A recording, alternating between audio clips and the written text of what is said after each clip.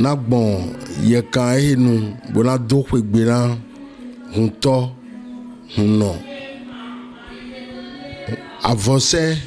hunyo siwuto voduno dedo agasa tome ohe tome oto tome ajra tome magesi tome torisi tome do kwegbera lokolopo no miton do kwelo kwe asi we na nyina lokolopo no miton Nous mito didi balo mito mammo bomo yido we foela konukun lo potolome ni un kendi we mina bi o kwe foela konukun we tolome alo mito na jego dondo hunto melo blebu bo dondo me ko gbeyin me bodo hunkon bo yin de togbo le wado uwe mi do wiwa ndondo melo bo do kwe gbera yi mais gagner dans mon de togbole to wi wado bodo jijo to to mi le ma wado mo menele mbio le vojo rai na togbole na le vojo ni do na le vojo na singa do vojo na mi do no lo ko afonu zaniku ga don do a che pipa de glomite to galo ndonde titengbe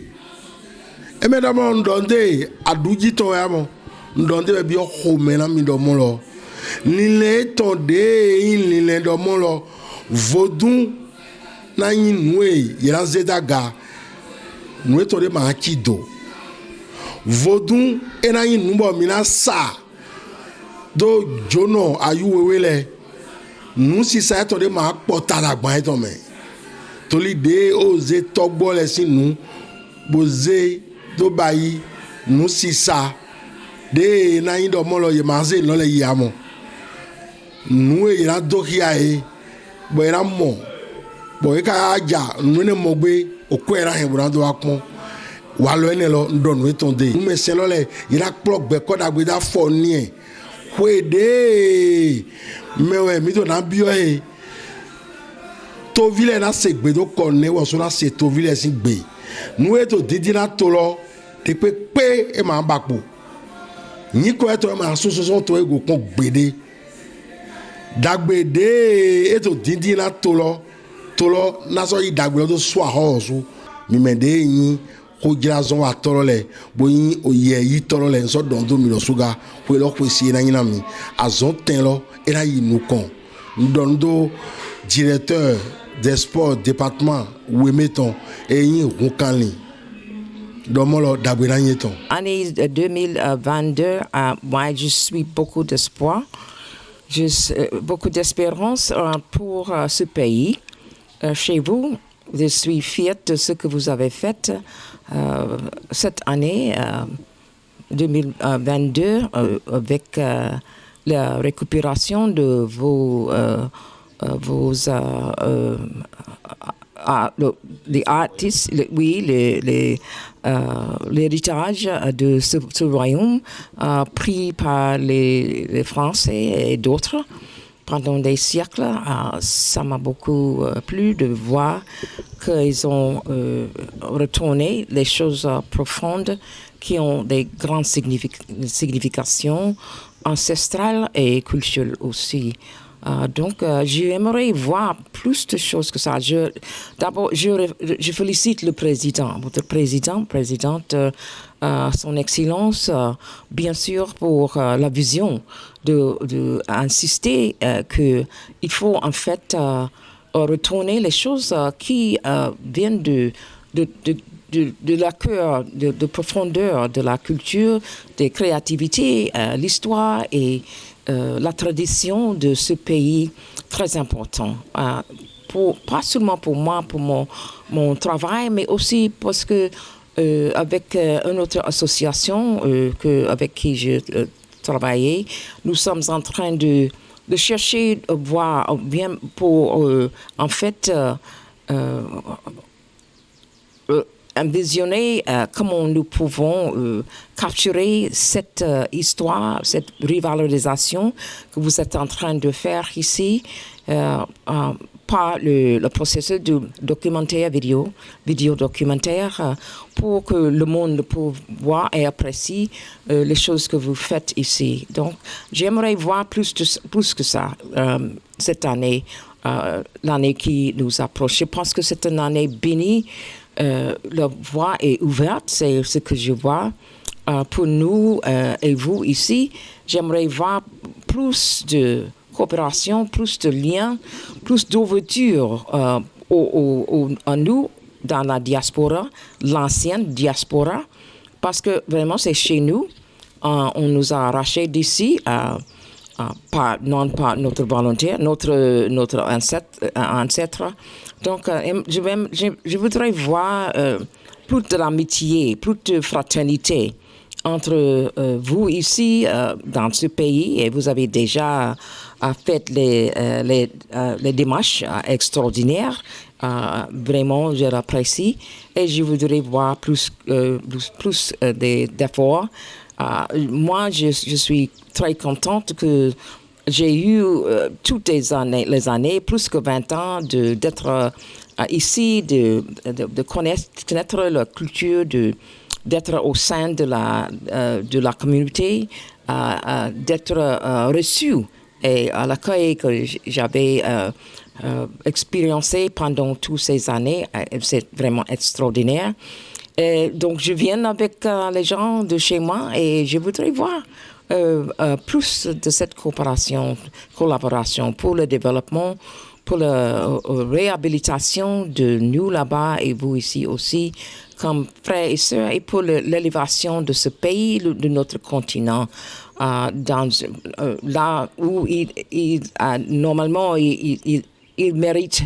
d'être au début, devant le monde, comme un continent de grande richesse et de créativité, et beaucoup d'offres, beaucoup de choses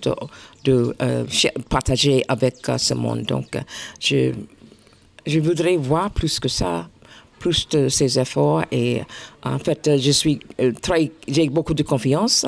et j'espère bien que nous allons voir beaucoup de choses dans le nouvel an. Et je vous souhaite beaucoup de bénédictions, de bonne santé, de succès, de richesse, de longévité, paix et prospérité à cette nation que vous allez vous trouver vraiment à l'avance dans le monde avec votre récupération de votre culture et le monde d'amitié que vous offrez à moi et tout le monde. Je souhaite que bénédiction de Dieu et vos ancêtres et toute voie ouverte pour vous ici, toujours et en plus même. Mina dondo baba miton vivena mito akloga gen agbotozume wechinu mi dondo e posisiko bona dondo a hol miton dek podagba alo mawuli lo pon tonto mi dondo e posisiko bo wa dondo o ga miton nukoto miton titan he yoro président Cosmo Besingbeyin medegbe hunugan daho eyin mi dondo e posisiko Bon fipo dondo beta fédération des associations d'écrits dans Josène du Bénin. Plus melon dondo bureau exécutif eton. Bodo o gbe pale pope po de no podo bayi do popo. Mi to nu dodo e mepo. Bodondo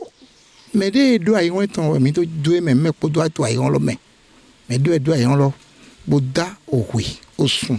Tiaron o mion o to o hu. Mi dondo mekpo o dondo kle me agasa ko he ton ko president eton po mi dondo mekpo ohun ta teme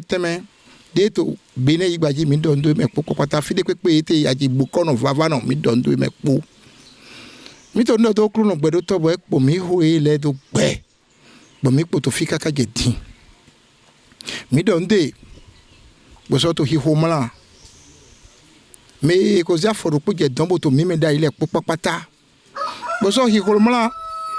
mais toi on me wa to egbe din egbe san gbele me to jiji to egbele mi to ndodo yi ni kwa bo lo cheche wa we e to wiwa o jon lo me mi do ndo me po o nu e na do we ndo te ndo mi ni gando kwi mi do kro po ni gando kwi mi ni gando kwi o khiro na e kwi asida do kro po mi ton nu kunde mon gbigble to kwi de iro 2021 loro nous na kande bi mo le mamo de kwekwe ndagwe kere mi na mo mi to fig mo boto ndo do président de l'assemblée miton o do assemblée si me miton le po mi do ndo me miton le do po chef quartier le po conseiller le po mi do ndo me po kwata de to bene igbaji bodo ndo ministre miton le po pata de to tolonu le e ba itaji no tolo pété mi wa ndo do président de la république po sisipo mi do en ton président miton Athanase Guillaume Patrice Talon mi donne des positions na hende do boto tolo hen po mi po mi to alo eton mo mi donne eton de gbega na yeton asan ga gbega mi bione bo biona membre du gouvernement eton le bo bia hun to me bo bia gbediga na hun to me hun vile po pata FIFA bo so bia to nu sise na mi de le to nu sise lo mi na se to na mi de na wuto de wa e wutu mi ka to fi bna ko de bna sanu so do awuto lo ba awuto na iku ve me pata bo mi na mo ganjego mo na gbo fin bo na se to na mi de bo ko lo mi na du bo do ai ha po mi na du po sisi po beto ni ma su po glan blo ahani ma jenu ko mi blo si gari ma jenu ko mi blo amasinkun gbigble ni ma jenu ko mi blo na mi ni frindo azan le po en kwegbe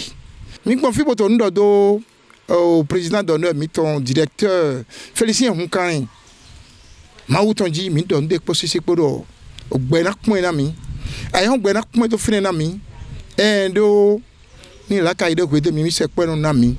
so confie pour ton do directeur départemental mi ton de la culture et des arts monsieur César mi ton do de posisi po la zone de kuru ze dasina ye ma pin ye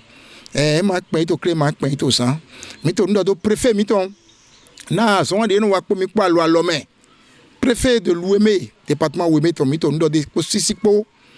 lo nyon so si na so nyon si so si afon zana ku na so togbe to na so se gbe to afon zana ku gbe diga mi bione mi wa jana le po ati fédération des cultes dangereux du Bénin mi bione mo na so yindo dan